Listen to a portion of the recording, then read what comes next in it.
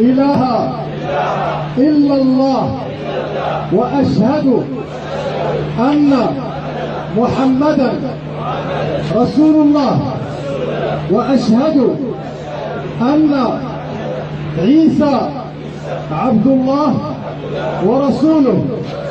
الله أكبر. So, tatagalugin natin para maliwanagan ninyo, no? Tatagalugin natin isa pa.